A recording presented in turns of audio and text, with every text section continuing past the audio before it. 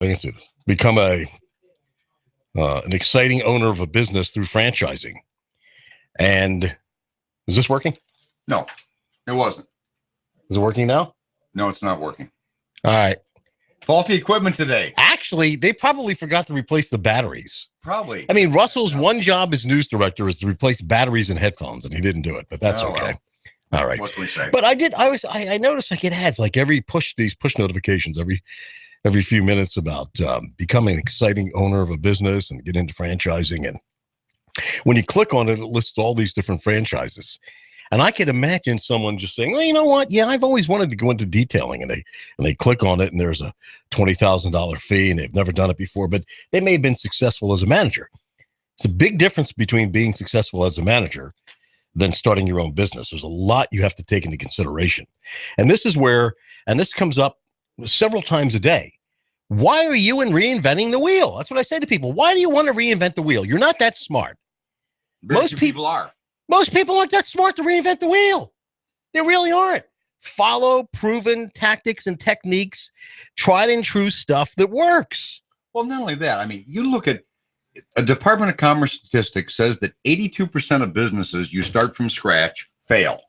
Okay. So when you look at that, why would you want to start something from scratch and have an 82% chance of failing? Right. That's a scary, unbelievable number to me.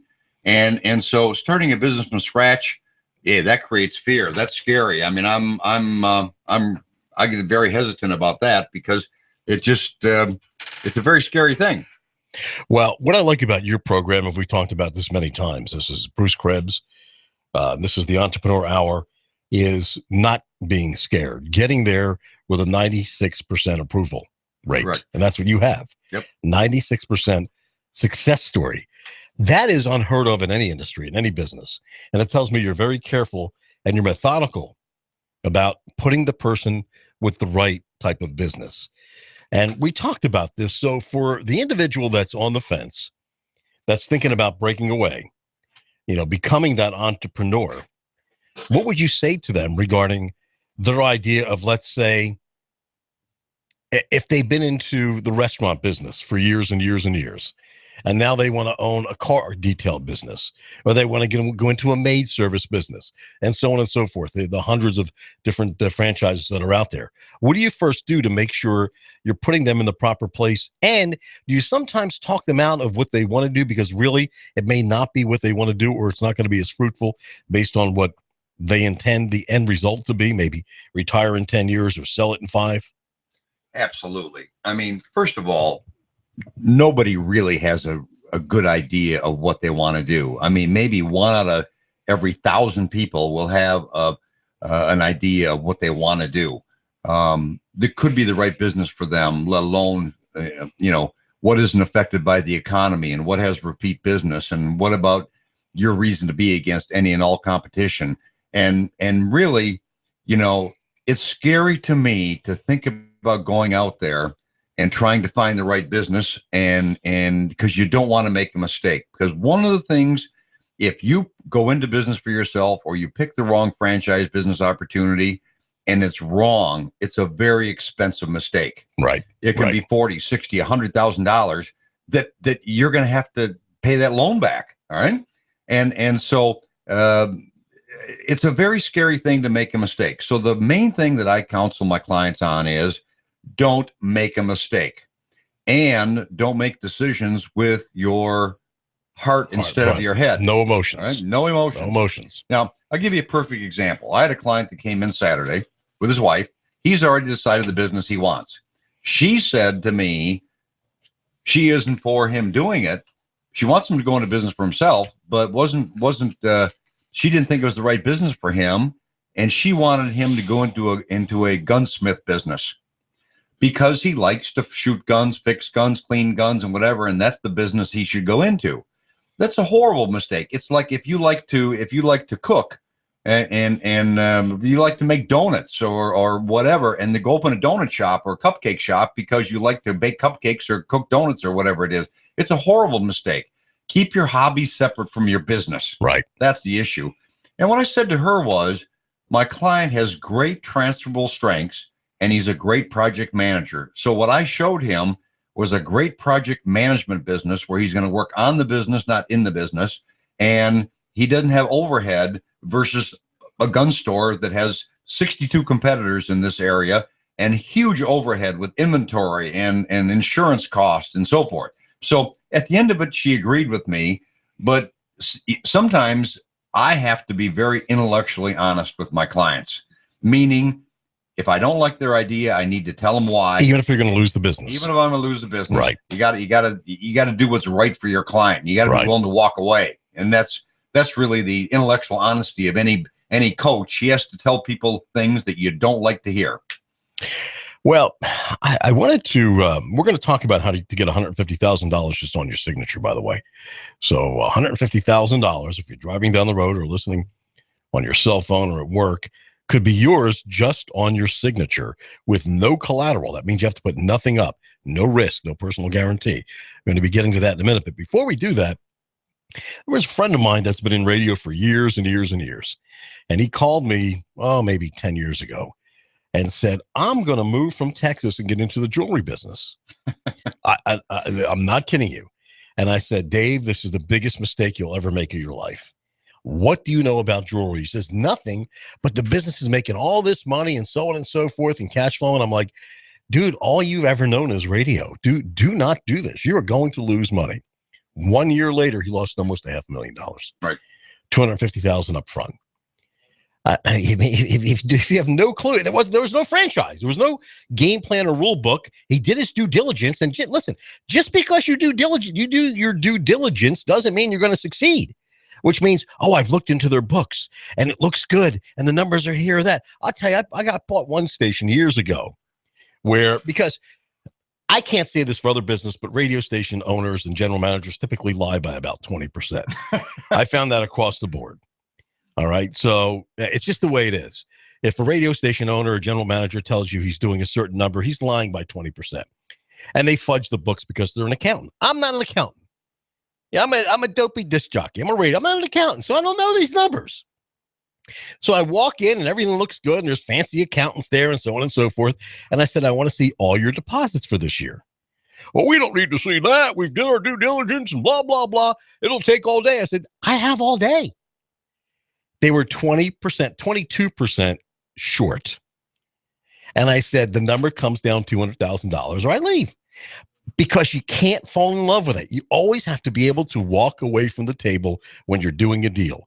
Don't fall in love with anything that can't fall in love with you. Yeah, absolutely. And I'll tell you, you find that that's one of the things. But is this where you come in where you're going to do due diligence for them through the franchise? Well, that and absolutely. You're going to look at the numbers. You're going to put together projections, pro formas based on not what I say or the franchisor say, but if you're looking at buying a franchise tab, you actually can go talk to the owners. The franchisor can't tell you who to talk to. So you can talk to 5 or 10 or how many ever franchisees that you want to understand from them how much money they made, how fast, and what's their gross and what's their net and how long it took them to break even and a series of things. You do all the due diligence on your own. That allows you to put together a pro forma that you put that budget together based on what you think you can do based on the demographics of your And when area. you say you're going to help them with that and they can help people. Because I can tell you this, I've owned businesses, many of them. When I hear pro forma, my head explodes. Yeah. I mean, I'm not a numbers guy. It bores me. I don't like deal. I'll make the money. You count it. You understand what I'm saying? So don't be afraid. You may not know what a pro forma is. You may not be a numbers guy. Hire someone that is. Maybe it's your wife. Maybe it's your girlfriend. Maybe it's your husband. Well, all you need maybe is it's your boyfriend. Maybe it's a good accountant, right? Yeah. And you know good accountants. We have one right here. Right. Absolutely. Eric Pelton. Well, the CPA that I use is right upstairs from the station. Right. So don't be afraid of that. The biggest thing in business that I've known, you have to have the desire. And then everything else will fall into place. Would you agree? You have to have the desire to be independent. Well, yeah. I mean, you're going to run the business. You know, you're going to make the presentations, the quotes, the estimates, and send crews in to do work and invoice, collect money. But all of that detail could be billing, could be collections, could be doing the books, could be paychecks. All that thing can be outsourced to an accountant. Can I tell you something? People that are good at that don't know how to run businesses. No, absolutely. I found accountants and people that are really good with numbers and can do that are clueless with running business, or at least radio stations. Right. Even engineers. I've known engineers that have owned stations, and they're numbers people. Well, the key thing is you have to understand your strengths, your weaknesses, your core competencies, and you have to, at the end of the day, when you go into business for yourself, you have to enjoy doing whatever it is you're going to do in that business every day. And all the other things you need to outsource and have somebody else do if you're not going to do it, if you don't like it. But more so, the focus of the business owner has to be on growing the business, growing the top line, not balancing the checkbook at the end of every month. And you sitting there or driving down the road thinking, and I know you have, what is my future? Because America has become, and this is what it's about, graduating from high school or college and getting that job, and every day doing the exact same thing, getting the exact same results with the exact same paycheck, maybe getting a Saturday off, maybe getting a Sunday off, maybe taking a week vacation, and then not knowing what the future holds because it's in someone else's hands. I mean, look at the airlines where they went bankrupt, and don't think your money is safe. It isn't. When these companies go bankrupt, guess what the court does? It allows your savings to go away. It allows your retirement to go away. You're not safe. I mean, the only area you may be safe in is if you work for government, but even at that, with the economic turndown, people have lost their jobs. And what is about to come? People will lose their jobs. So you're sitting there thinking about, what is my future? What does the future hold? What can I do for myself? And, you only have one life. And this is an opportunity to live.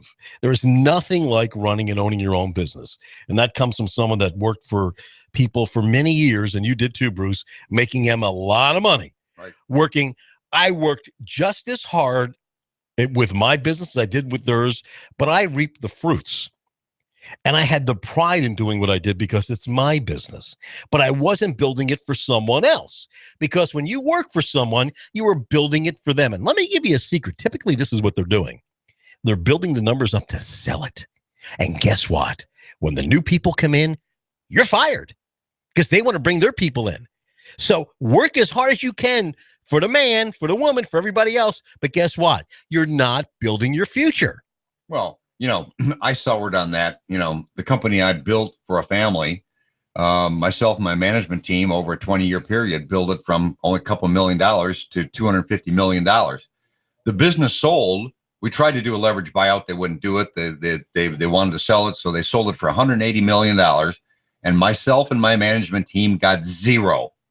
Now, when that happened, I very much soured and said, I am never going to, even though they paid me nicely, I said, I am never going to build a business for someone else, have them sell it, and I get nothing. I would much rather. Absolutely. And I was, working 7 days a week and traveling all over the world. And that was crazy. And so what most people don't realize is most people today in corporate America are really living by the definition of insanity. They're doing the same thing over and over again, and they're going to expect different results. Right. That is, if you're making $50,000 a year, you're going to keep making $50,000 a year, and they're going to cut your benefits, cut your insurance, cut your 401k match, do a lot of things. Or a lot of the people come to me that are in sales today, they're getting their territories cut, they're getting the commissions cut, or the company gets bought and they bring in their own people. I just had a client that walked in Monday morning, they closed the company. You're out of a job, no severance, nothing. Because, today, any employee is a free agent. And under our laws of our country, you can be let go at any time for any reason. Right? Now, that's sad. So the whole issue is being independent, doing something on your own, building equity. But at the same time, maybe you want to do something part-time or passively. Maybe, there's some opportunities where if you have 5 or 10 hours a week, you and your wife keep your job and spend 5 or 10 hours a week over a weekend or a couple nights a week doing something to earn incremental income, make another $50,000, $60,000 a year just to do something incremental. In other words, keep your job, keep that safety net, right? But stick your toe in the water and begin to understand how a business works and do something part-time. In the 13 years I've been in business, there's only one opportunity that I think is any good that I show to clients that truly fits that kind of criteria of 5 to 10 hours a week and making good money. But again, you have to learn about these opportunities. People can't be scared to learn. People go to, they go to school, they go to college, they get degrees to learn. That's what you're doing, is learning. And in business, you're learning every day. And so my advice always is meet with me, talk to me, learn more about opportunities so you have a plan B in your life. And also, we said before, today, our government has made it unbelievably easy to go into business for yourself, because from the Small Business Administration, you can get $150,000 on your signature with no pledge of collateral and no money down, basically. It's a 10-year amortization with no prepayment penalties. So you can pay yourself through the startup, you can pay a franchise fee, and have a safety net. The client that I talked about on Saturday morning, the total cost to get into his business was $60,000 between the franchise fee, startup, training, paying himself for 6 months, and making a loan payment for 6 months. He had another $90,000 just sitting there that he could use for anything he wanted, or if he doesn't use it in 6 months or a year, pay it back with no penalties. It's a totally win-win situation. But now people can get the money to go into business for themselves, where in all my years in the business, they have not been able to do that. Finally, the government does something right. Amen. And how much do they put aside every year for this?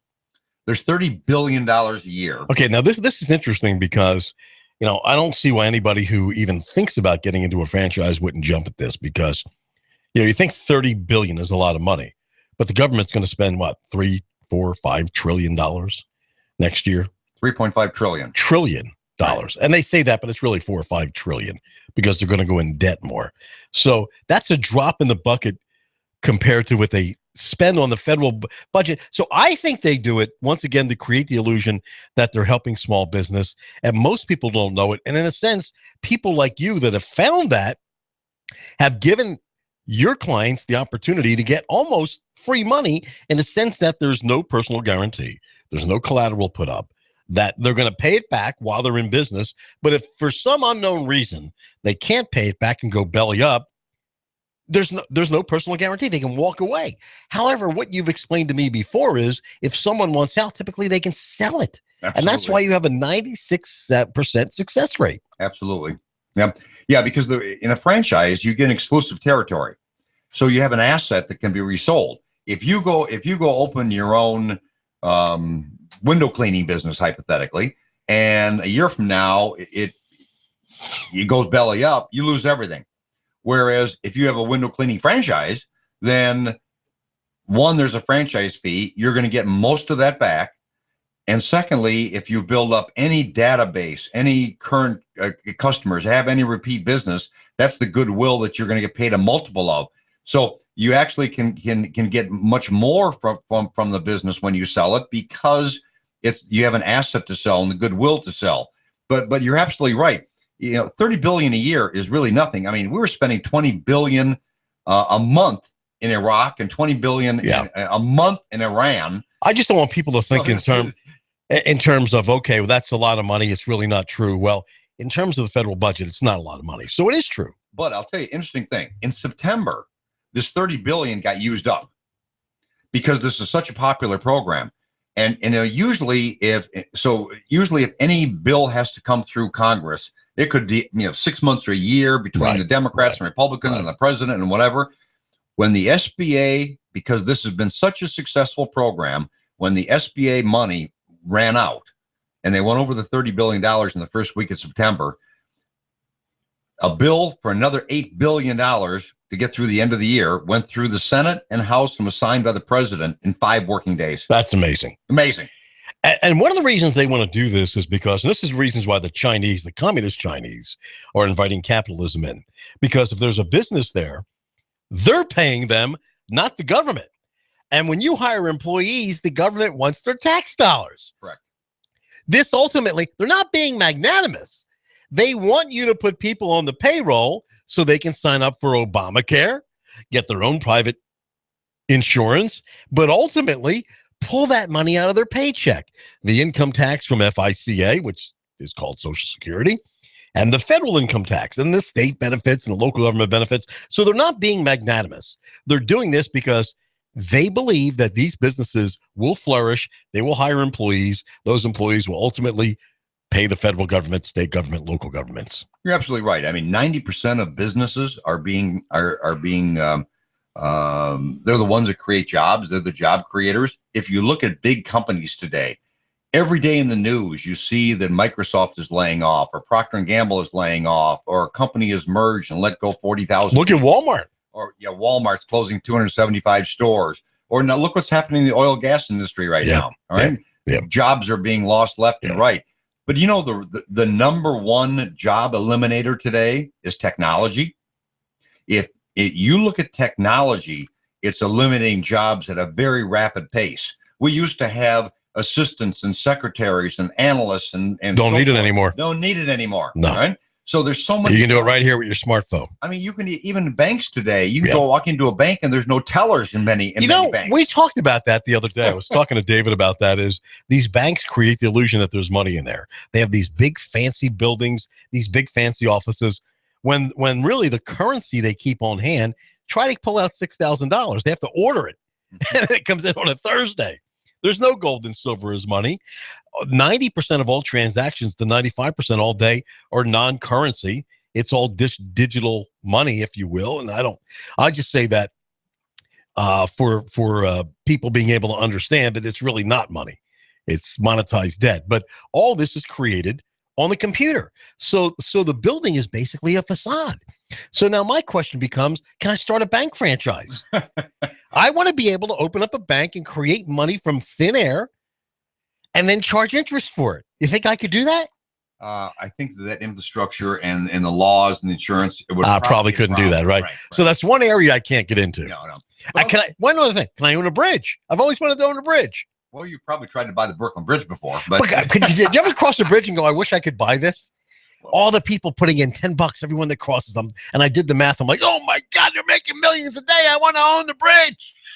Well, we're going to probably sell the bridge to the Chinese. You know what's scary is the number of U.S. corporations that the Chinese is buying in buildings. And do you know that last year, just about every port in the United States was sold to the Chinese? They own the Chinese own it. They were just about made the sale. Now, how does that get past Congress? I don't know. But anyway, it's called money. What is your phone number, Bruce? Bruce Krebs. This is the Entrepreneur Hour.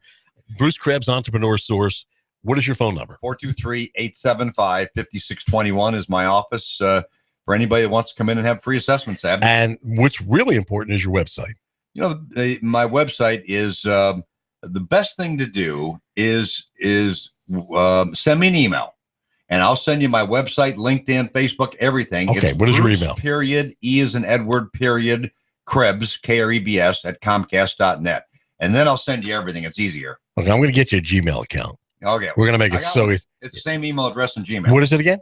Bruce, period, E, period, Krebs, Krebs, at gmail.com. That's even better. Exactly. Because everybody does Gmail. Exactly. Do the same thing. But interesting note. Looking at 2015, the number of franchise businesses increased 3.9%. And the number of people that are working in franchises today is now 8.6 million people. And there's 859,000 franchise businesses open. That's staggering numbers. Just staggering. Doesn't include business opportunities and other things.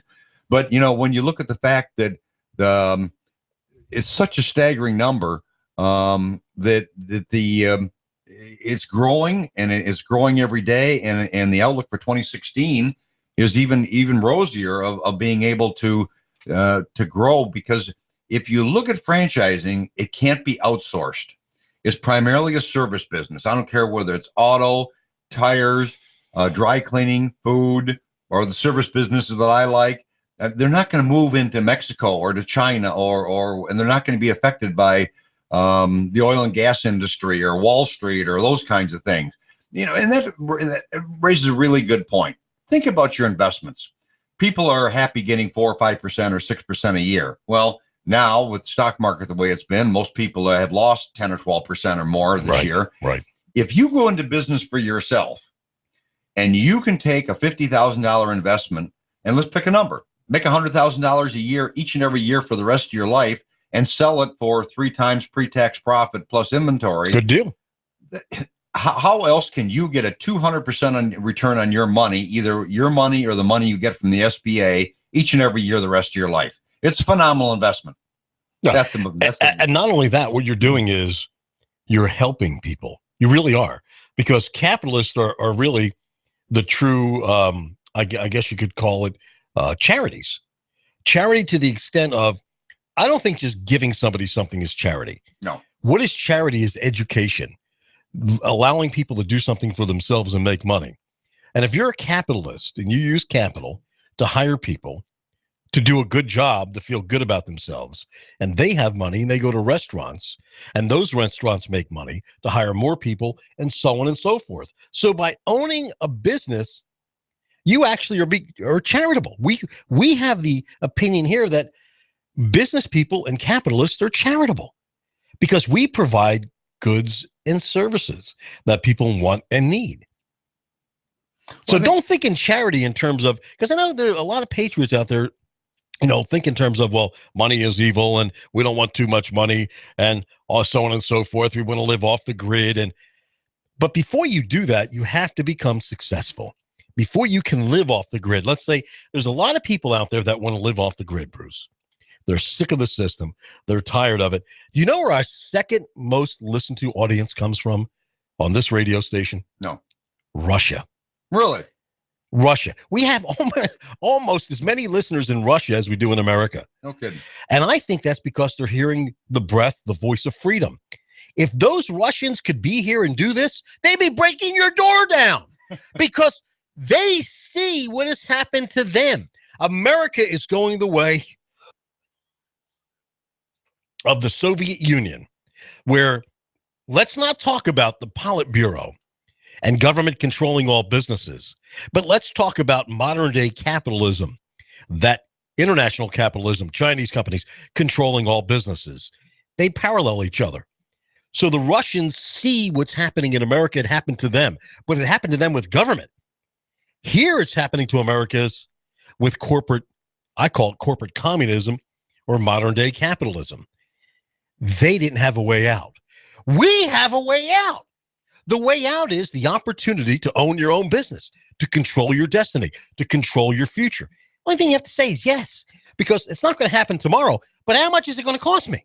Well, the real scary thing is if you're listening to the show and you're 45 or 50 or 55 years old, and whatever you're making per year, all you got to do is very simple math.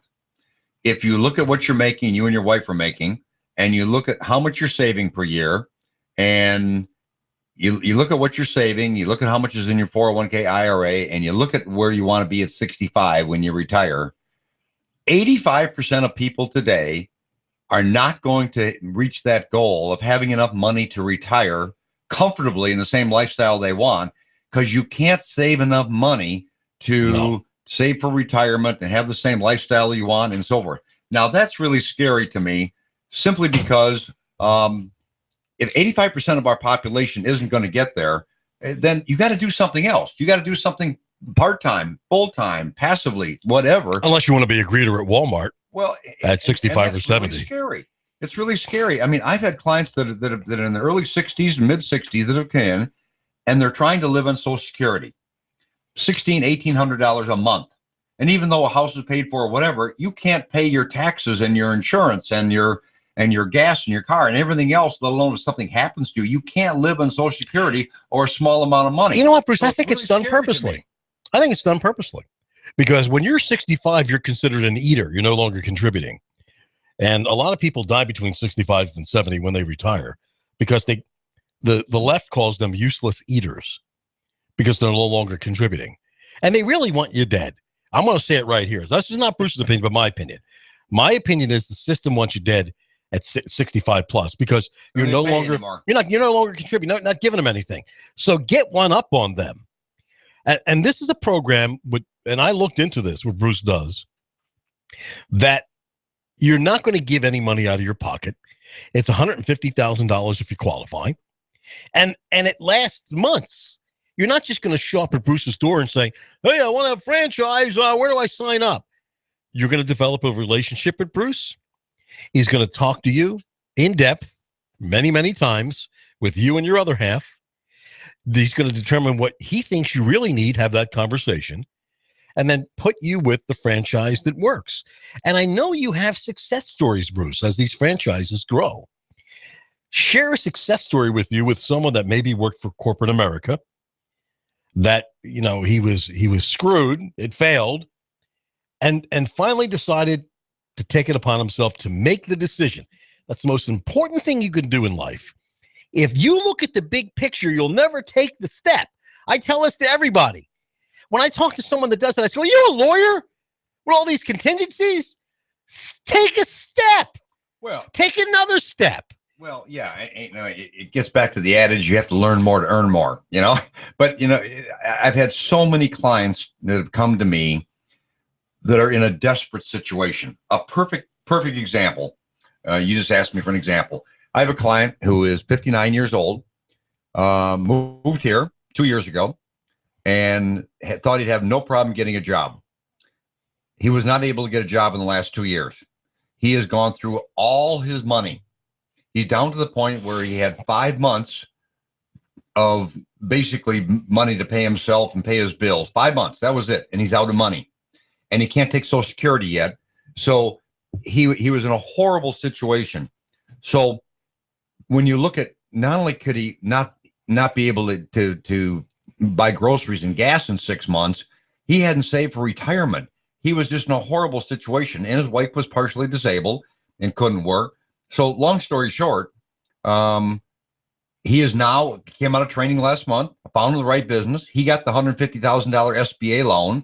He only needed 60 of it to go into business and his training and corporate setup. And now he's out making money, and he's got $90,000 left sitting there. Wow. He doesn't have to worry about being running out of money. One of my clients I was just talking to David about was that he's 56 years old, great career in the carpet industry, and thought he'd have no problem getting a job. He talked to me about a year ago. I'm going to have no problem getting a job. But I showed him some other opportunities anyway. Right. Now, a year later, after 60 interviews and over 30-second interviews, he hadn't got a job. And he said, I'm tired of this. I got to do something on my own, because corporate America, one, doesn't want me, but they're going to want me less every year as I get older and older. So, I mean, I've got, you know, Sandy Crofty was on the show. 30 years she worked for a company and they let her go.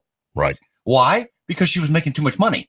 Very simple. You know, she was at a pace. Don't go on vacation if you work for corporate America. Exactly. And you've been there for a while. I to go on vacation when I was in corporate America. Yeah, but you go on vacation. That happens in radio all the time. You go on vacation.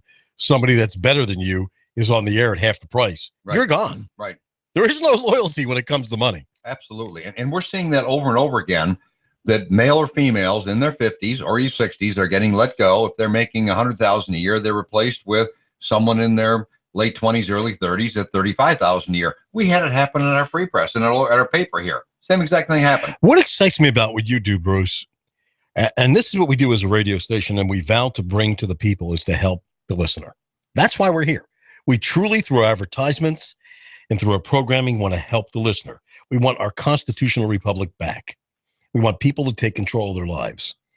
And one thing I love about what you do is you consolidate what takes years to learn.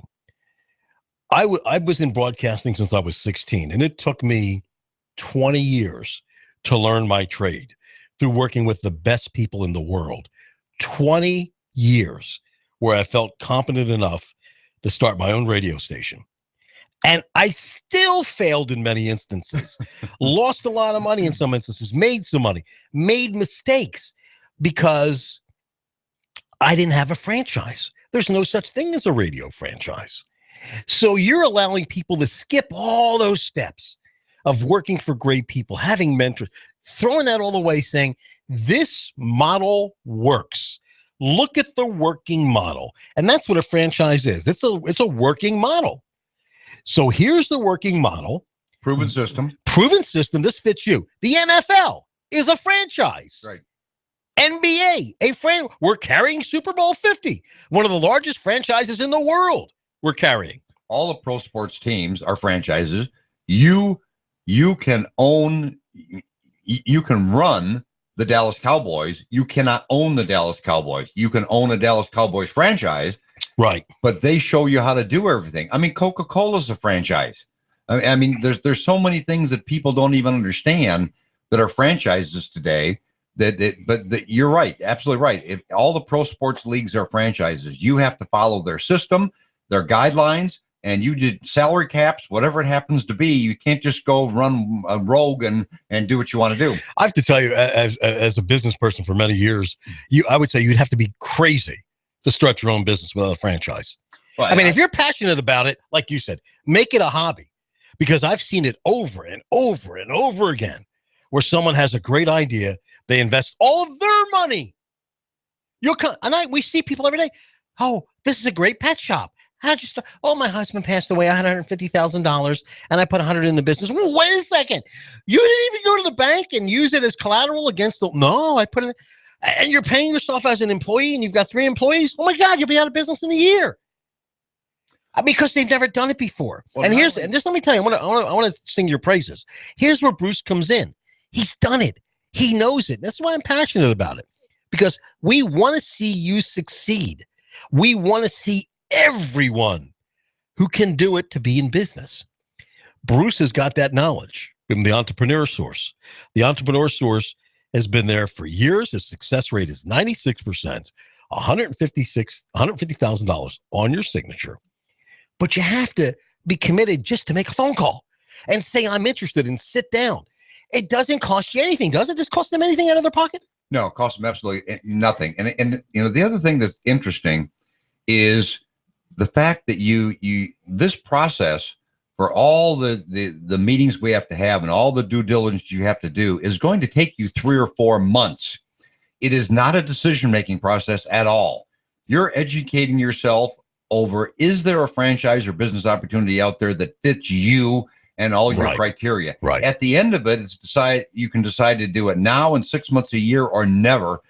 But at least you're going to understand what your plan B is in life. And the other thing is very important to remember is that I recommend to all my clients to go into a simple business, not a complicated business with a lot of moving parts, a lot of employees, a lot of overhead, a lot of equipment. I mean, I had a meeting with a client yesterday, and they said, well, we'd like to get in the shredding business. And I said, really? Well, why? Well, because I get government contracts. And I said, okay, a shredding truck cost a little under $200,000 just for the truck. Then all of your bins and your warehouse and your other vehicles, all of a sudden you're at $500,000 to $600,000. What? Well, they said, well, I didn't know it cost that much. Well, why not get into an industry, as an example, if you want something like that, where all your business comes from insurance companies? And there's many things, fire water restoration companies, all kinds of things, where all your business comes from the insurance companies, or many different avenues. You don't need a lot of equipment. But spending $400,000 to $500,000 or $600,000 in equipment and overhead makes no sense to me, let alone there's a lot of competition. Right. Oh, yeah. I was looking at one time obtaining a Dunkin' Donuts. Ooh. Just to do something different. I was living in an area. I like donuts. I was living in an area where there were no donuts. And I'm like, why don't I open a Dunkin' Donuts? Not knowing anything about it. I'm a radio guy. And they said, well, you need to be liquid, like, $750,000, and it costs you $500,000. I'm like, you've got to be kidding me. You know how many donuts I've got to sell just to pay the debt service? Are you nuts? Plus all the fat people in my restaurant eating up the food, even the profits up. People behind, actually the people who work at Dunkin' Donuts, I've never seen a fat one behind there. But they're I jest. But my point is, you can't, how are you going to make any money? Well, but you don't recommend restaurants. No, and you bring up a good point. The other thing, besides the simple business, you need a lot of products, services, and income streams. And at the same time, when you think about donuts or cupcakes or whatever, you got one product. And what happens if all of a sudden, when you look at the health conscious side of America, the trend goes away.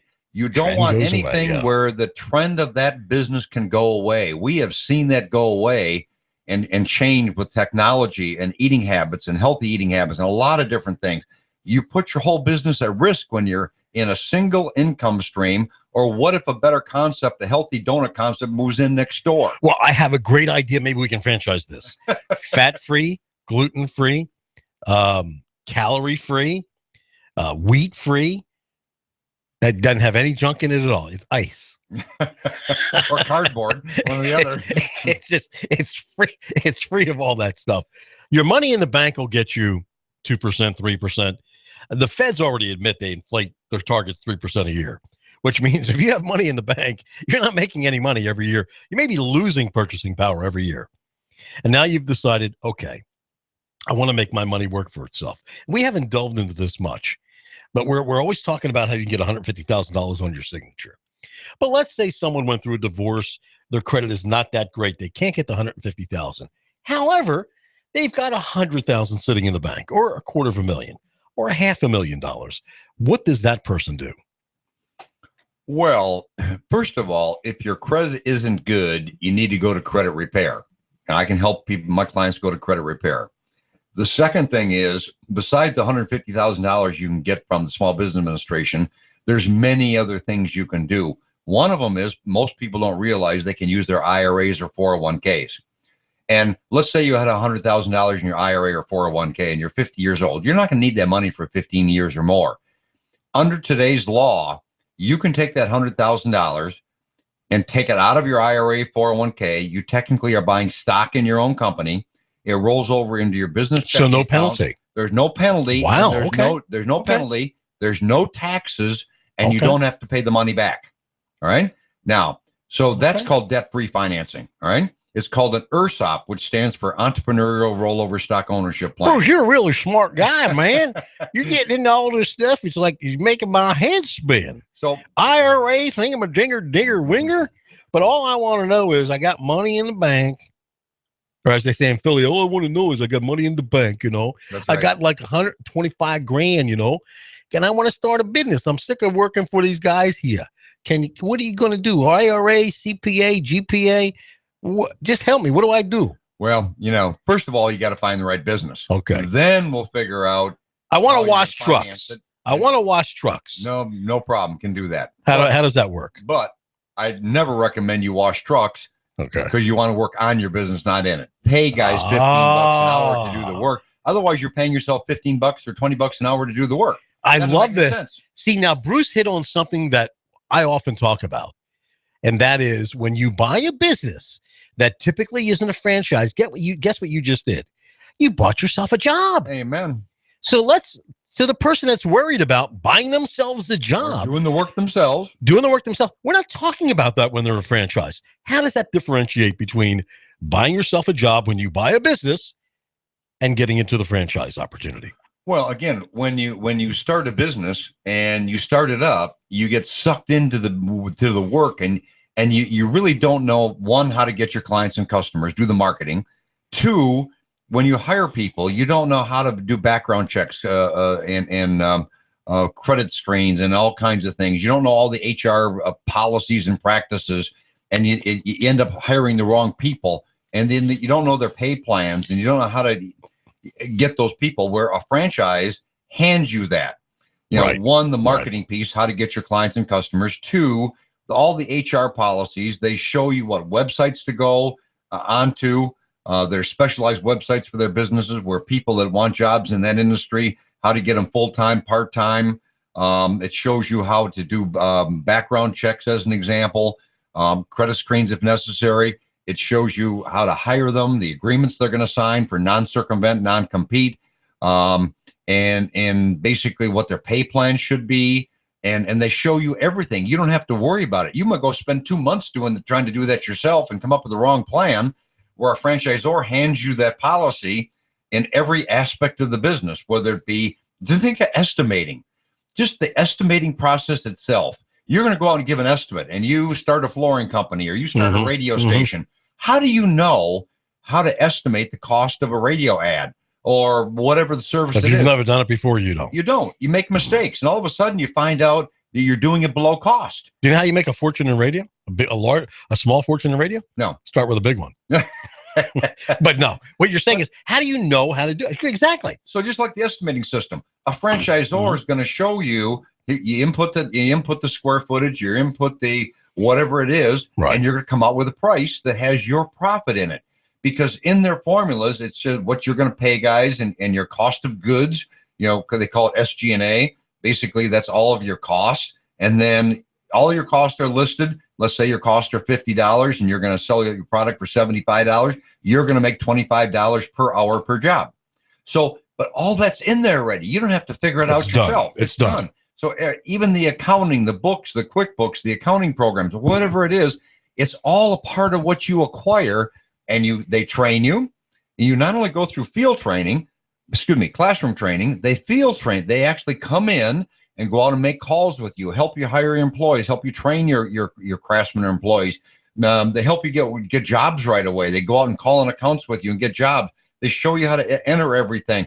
I mean, they hold your hand through the startup, and that's the critical thing. You're just not out there by yourself. And the main thing to remember, if you call me and go through assessment, it's going to take you 3 to 4 months, and it is not a sales or decision-making process. All you're going to do is educate yourself. Right. You don't have to sign any paperwork saying they're going to pay you. Nope. For your consulting. Not. Nope. How do you get paid?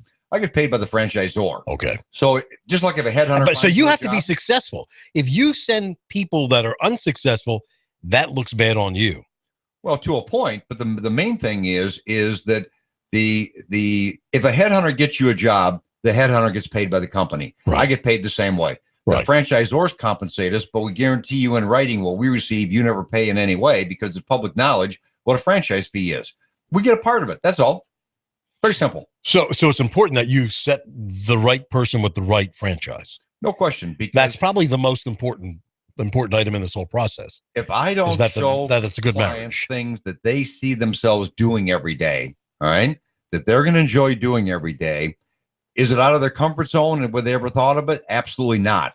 But at the end of the day, it has to use their transferable skills and strengths, and they're going to have to enjoy doing it every day. So when they begin to investigate the ones that I have shown them, at least there's a level of interest and they want to learn more. They get it. There's a connect between A and B. Have you had a situation where an individual has expanded to a second or third franchise through you? Absolutely. Give me an example of one of your best success stories in that. Well, I had a client here, and actually there's a franchisee right above us in this station, Window Genie. The original client, his name is Brad Roberson, came to me, and he bought Chattanooga. Then he bought the Cleveland area and the North Georgia area. He built them up, and then he sold all 3 territories separately for literally 3 times what he paid for them. Then what he did... You can't get that in the bank. You can't get that in the stock market. In a year and a half. Then he bought the area development rights to all of Tennessee, Georgia, and Alabama, which means as the area developer, he didn't own a franchise anymore. All the franchisees that came on board, he was the field trainer. He would help them. He's the one that came out after you come out of training and help you get your business and quotes, and he would hold your hand for weeks or months, but he got half the franchise fee and half the royalty.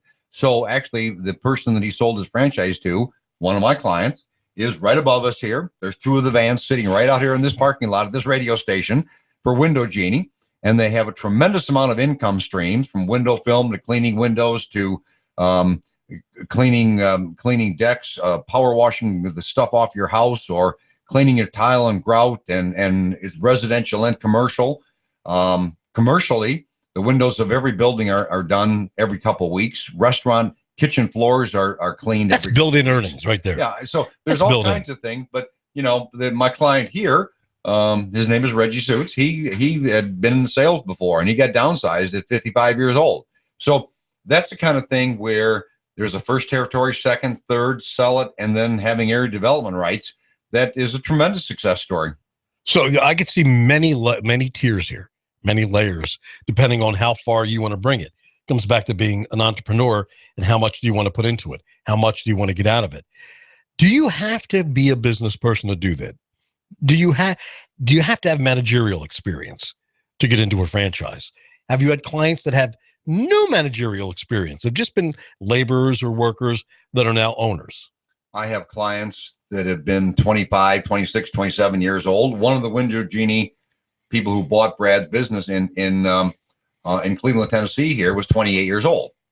And many times, though, I will have someone who's running a press or driving a truck or whatever it happens to be, and they don't have any managerial skills. But 2 things. One is the franchisor is going to train them, And secondly, we provide our clients with 2 programs that we developed through Michael Gerber called AIM and FAST, which stands for Franchising Accelerated Success Training. So you can learn about client acquisition, customer service, how to read financials, how to do pro formas, read a balance sheet, read a spreadsheet. And there's all kinds of things where we actually will help them in addition to the franchisor. And that's paid for by that program paid for by the franchisor, which is 30 hours of online training. So it doesn't matter. What's most important is, do you have the motivation to do something on your own? And if you do, again, the type of business is gonna greatly differ, but there's something out there for everybody. Introvert, extrovert, or truck driver or business executive. So if you follow the plan, the successful plan, you won't have to have the profit visit. Do you ever see the show The Profit? Oh yeah, I love that show. And then maybe you can eventually become the undercover boss. Yeah, exactly. Yep. What do you think of the show The Profit? I really liked it. I like Shark Tank. I like the undercover. But is he brilliant on the Profit? Absolutely. Where he can. I've never met anyone that could go into multiple businesses like that. He's almost like a franchisor times 1,000. Yep. I mean, we're talking about Mark as a brilliant man. But I look at that and say, if they followed the plan, if they had a franchise, because all these people none of them are franchises. No. Do you notice that? No. They have a great idea. And then when they're successful, they go, oh, I want to open a restaurant up. I want brick and mortar. Yeah. They're successful with, having a wagon, a little cart selling, there's no overhead. You don't have to pay insurance. And all of a sudden, well, I think we'll start a restaurant. What? Yeah. Are you crazy? Exactly. And when you look at shows like The Profit, you can avoid all those downfalls and risks with a franchise because it's a proven entity. Right. Exactly. And what is your phone number, Bruce? My phone number is 423-875-5621, or anybody wants a free assessment. Give me that again. 423-875-5621. This is the Entrepreneur Hour. Bruce Krebs, Entrepreneur Source. $150,000 in your pocket, on your signature, to start your own business. As the Chinese say, and as we've said, the journey of 1,000 miles begins with one step. Don't look at the big picture. Take the step. Gain knowledge. Be educated. And then you can make a decision that benefits yourself and your family. And that's where Bruce comes in as a personal assistant, I would say. You assist people in their life goals. And that's why we love you so much, Bruce. Bruce Krebs, the Entrepreneur Source, the Entrepreneur Hour. We're going to see you in 2 weeks. Yep, 2 weeks. All right, buddy. Give your number again one more time. 423-875-5621. And your email address. Bruce, period, E as in Edward, period, Krebs, K-R-E-B-S, @gmail.com. AM 1240, Hot News Talk Radio. This has been the Entrepreneur Hour. Bruce Krebs, the Entrepreneur Source.